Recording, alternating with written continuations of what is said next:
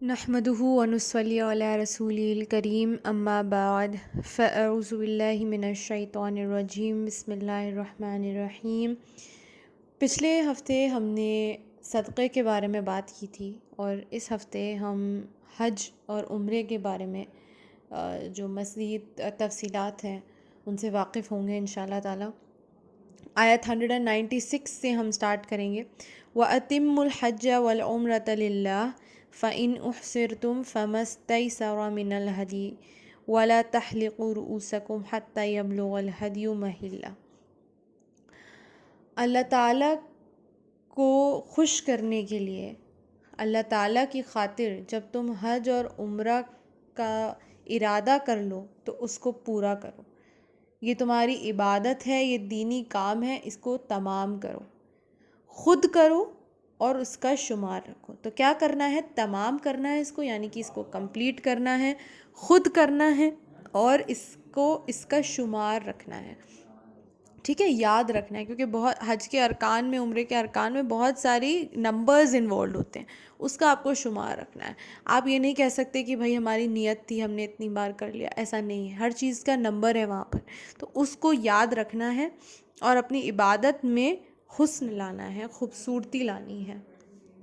ٹھیک ہے، کیونکہ جب ہم اللہ تعالیٰ کی راہ میں سفر کرنے نکلے ہیں تو اللہ تعالیٰ کی ہی رضا ہمارا ایم ہو، اور اسے ہم جتنا زیادہ ہو سکے حسن کے ساتھ کریں، سنجیدگی کے ساتھ کریں، کیونکہ دور جاہلیت میں عمرے کو ایک کلچرل مجلس بنا دی گئی تھی۔ وہ وہاں پر شاعری کی مجلسیں لگتی تھیں، اور یہ سارا شوشہ بہت سارا ہوتا تھا عمرے کے نام پر۔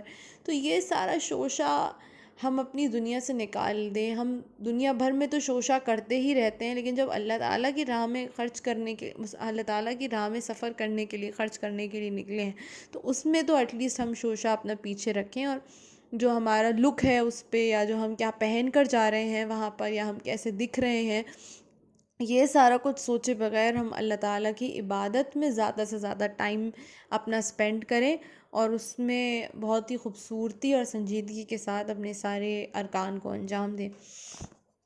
اور اگر تم روک لیے جاؤ احرام کی نیت کے بعد، تو احرام کی تمہاری نیت ہو گئی، یا تم نے احرام پہن لیا، اس کے بعد روک لیے جاؤ، کسی وجہ سے نہیں آگے جا پاؤ، کوئی ایسا مسئلہ پیچھے ہو گیا کہ تمہیں واپس جانا پڑ رہا ہے، کوئی بھی ایسا بہت زیادہ ایسا کچھ مسئلہ ہو گیا کہ اب آگے ہم اس کو کمپلیٹ نہیں کر سکتے، تو کفارہ دینا ہوگا، قربانی کرنی ہوگی۔ تو جانور جو بھی تمہاری حیثیت کا حساب ہے، اس کے حساب سے تم قربانی کرو، جانور کو قربان کرو۔ اور اگر بالکل ہی ناممکن ہو تو کوئی بات نہیں، لیکن جہاں تک ہے، اگر آپ اتنی حیثیت رکھتے ہیں کہ آپ سفر ایسا کر سکتے ہیں، اور اگر آپ کے پاس اتنا مال ہے تبھی آپ سفر کو نکلے ہیں، تو آپ اتنا بھی حیثیت رکھتے ہیں کہ آپ جانور کو قربان کریں، اگر آپ کا نیت کرنے کے بعد آپ حج پورا آپ کر نہ پائیں، مکمل نہ کر پائیں۔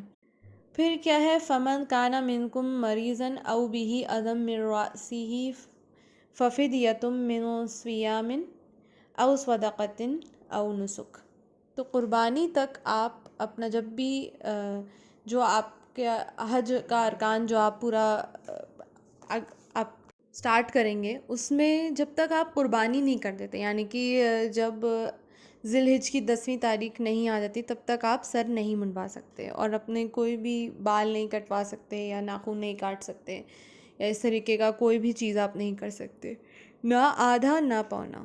آپ نے نیت کر لی، ایک بار احرام پہن لیا، اس کے بعد جس حالت میں آپ ہیں اسی حالت میں سارے ارکان کو پورا کریں گے، جب تک کہ قربانی کا جانور حلال گاہ نہ پہنچے، یعنی کہ جب تک کہ آپ قربانی نہ کر دیں، اس کو انجام نہ دے دیں، تب تک آپ اپنا سر نہیں منڈوا سکتے۔ لیکن اس کے بعد بھی اللہ تعالیٰ نے ایک آسانی یہ رکھی کہ اگر بیماری ہو جائے آپ کو، کوئی ایسی یا چوٹ ایسی آ جائے، اس کے چلتے اگر آپ کو کاٹنے پڑیں اپنے بال، کبھی کبھی ایسا ہوتا ہے سر میں ایسا آپ کا انفیکشن ہو گیا، یا کچھ ایسی چوٹ لگ گئی کہ آپ کا دکھ نہیں رہا ہے کیا مسئلہ ہے اندر، اس میں آپ کو بال اتنی جگہ کے منڈوانے پڑیں گے تبھی دکھے گا، تو اس کیس میں کوئی ایسا مسئلہ نہیں ہے، آپ کروا سکتے ہیں پہلے بھی، لیکن آپ اس کے لیے فدیہ دیں. اور فدیہ کیا ہوگا اس کا؟ روزہ آپ کو رکھنا ہوگا. اسی ٹائم پہ روزے رکھنے ہوں گے 3 دن تک آپ کو روزے رکھنے ہوں گے. یہ فدیہ دیں یا پھر 6 مسکین کا کھانا دے دیں ایز صدقہ. ٹھیک ہے. تو یہ دو آپ کے انفیکٹ 3 آپشن کافی حدیث میں آتے ہیں کہ یا تو آپ اس کیس میں 3 دن کا روزہ رکھ لیں رینسم ایز اے کمپنسیشن، یا 6 مسکین کا کھانا دے دیں ایز صدقہ، یا پھر ایک بکری کی قربانی آپ کر دیں. تو یہ 3 ویز ہیں جس سے اگر آپ کو بال منڈوانے پڑے پہلے تو آپ رینسم دے کے اس کو کمپنسیٹ کر سکتے ہیں. ٹھیک ہے. تو ہر چیز کی اللہ تعالیٰ نے یہاں آسانی رکھی ہے کہ آپ کو کچھ مسئلہ ہے یا آپ نہیں کر سکتے ہیں تو کیا آپ اس کے بدلے میں فدیہ دے سکتے ہیں. اب یہاں حج اور عمرہ کے بارے میں مزید اور تفصیلات آ رہی ہیں، لیکن اس سے پہلے ایک چیز میں کلیریفائی کرنا چاہوں گی، کیونکہ بہت سارے لوگ قضاء عمرہ کرتے ہیں، کسی اور سے کروا لیتے ہیں. تو یہ دیکھیے کہ حج یا عمرہ کے جو مناسک ہیں یا ارکان ہیں، اگر کوئی کمی ہو جاتی ہے ان میں یا پھر آپ نہیں کر پائے کسی وجہ سے، تو آپ کسی اور کو بھیج کے کروا لیتے ہیں یا پھر اس نیت سے دوبارہ چلے جاتے ہیں یہ سوچ کے کہ وہ والا ہمارا اس سے پورا ہو جائے گا. تو ایسا نہیں ہے. حج یا عمرے کا کوئی قضا نہیں ہے، صرف فدیہ ہے. اگر آپ کے ارکان میں کچھ کمی ہو گئی یا آپ نہیں کر پائے تو آپ آ کے فدیہ دے دیں اس کا، اور اس سے وہ کمپنسیٹ ہو جائے گا. قضاء عمرہ کوئی نام کہیں کسی بھی حدیث سے یا کسی چیز سے ثابت نہیں ہوتا ہے. تو یہ چیز مجھے ایک پوائنٹ آؤٹ کرنی تھی. پھر اس کے بعد ہے کہ اگر حج سے پہلے عمرہ کی آپ نے نیت کر لی، تو جو لوگ بھی تم میں سے حج کا وقت آنے تک عمرہ کرتے رہیں تو، اور مطلب وہ اتنے زیادہ اناویئر ہیں تو وہ اس چیز کو اگر وہ اگنور کر لیتے ہیں اپنی بیوقوفی میں یا پھر اپنی جاہلیت میں یا پھر اناویئرنیس میں، تو وہ لوگ کیا کریں کہ قربانی کر دیں. تو اس کا فدیہ کیا ہوگا؟ قربانی کر دیں اگر میسر ہو تو، اور اگر نہیں ہے تو فدیہ دے دیں.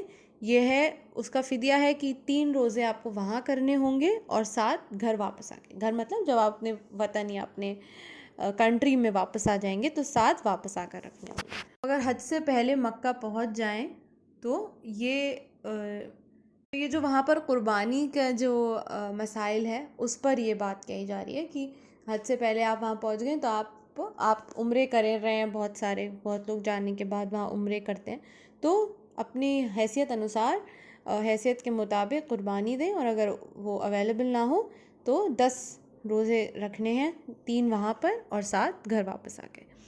ٹھیک ہے. یہ چھوٹ کن لوگوں کے لیے ہے؟ جن کے جو گھر بار ہیں یا جن کے جو وطن ہیں وہ کعبہ شریف کے پاس نہیں ہے. ٹھیک ہے. ان لوگوں کے لیے یہ چھوٹ ہے کہ وہ لوگ اگر پہلے چلے جائیں تو اس طریقے سے قربانی دے سکتے ہیں اگر اویلیبل نہ ہو تو. جن کا بھی گھر حدود حرم کے اندر نہیں ہے ان کے لیے یہ مسائل اللہ نے رکھا ہے. اور پھر بتایا کہ اللہ تعالیٰ سے ڈرتے رہو. تو یہ جو آپ نکلے ہیں یہ اللہ تعالیٰ کے تقوی میں نکلے ہیں.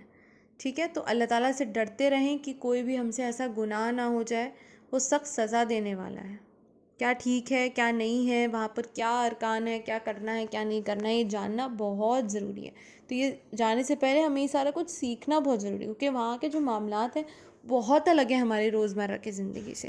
ہم روزہ نماز یہ سب کچھ اپنے گھر میں اپنے سامنے دیکھتے آ رہے ہیں، لیکن یہ جو حج کی بات ہے یہ دنیا میں جب مطلب لائف میں انسان کا فرسٹ ٹائم ہوتا ہے تو اس سے پہلے اس کو بہت ساری چیزیں اپنے دماغ میں لانا بہت ضروری ہے.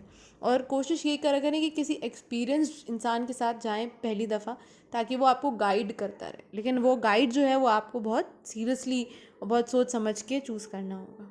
تو حج جو ہے وہ ارکان خمسہ میں سے ایک ہے، ایک پلر ہے، ون آف دا 5 پلرز جو ہمیں بچپن میں بتائے جاتے ہیں جو فرض ہیں. اور ابراہیم علیہ السلام کی سنت تھی جو اسماعیل علیہ السلام کے ساتھ انہوں نے تعمیر کرتے وقت اللہ سے دعا کی تھی کہ ہمیں عبادت کے طریقے سکھا دے. تو وہی طریقے جو ہیں جو اللہ تعالیٰ نے ان کو سکھائے تھے وہی آج ہماری جنریشن کے پاس بھی آئیں. آپ صلی اللہ علیہ وسلم نے اس کر کے دکھا دیا ہے. تو دعا کے بعد جو اللہ تعالیٰ نے ایک حکم دیا تھا کہ حج کا اعلان کر دو، اس کو فرض کر دو، یہ ساری جو سٹوری ہے ہمیں جاننا بہت ضروری ہے اور اس کو بہت سیریسلی لینے کی ضرورت ہے انشاءاللہ تعالیٰ. تو اس کے بارے میں مزید اور تفصیلات بھی آتی ہیں جو انشاءاللہ ہم نیکسٹ موڈیول میں ڈسکس کریں گے. لیکن آج کے لیے بس ہمارے دماغ میں یہی بات ہے کہ جو بھی عبادت ہے اس کے سیٹ طریقے ہیں جو ہمیں بتا دیے گئے ہیں، اور ان سیٹ طریقوں کو فالو کرنا ہمارا فرض ہے، اور ہم پر یہ حق ہے، یہ حج اور عمرے کا حق ہے ہم پر کہ ہم اس کے ارکان کو بخوبی نبھائیں. اور اگر کوئی مصلحت ہیں تو اللہ تعالیٰ نے بہت ساری آسانیاں رکھی ہیں، ان سے فائدہ اٹھائیں گے انشاءاللہ تعالیٰ. لیکن اپنے جو ارکان ہیں ان کے بارے میں اچھی طریقے سے جان کے مطلب اس کو جانتے اور اپنے علم میں رکھ کے اور اس کو سوچ سمجھ کے انشاءاللہ سارے ارکان کو تقوی کے ساتھ، اللہ تعالیٰ کے ڈر کے ساتھ انشاءاللہ تعالیٰ ہم ڈیلیور کریں گے. وآخر دعوانا الحمد للہ رب العالمین. السلام علیکم ورحمۃ اللہ.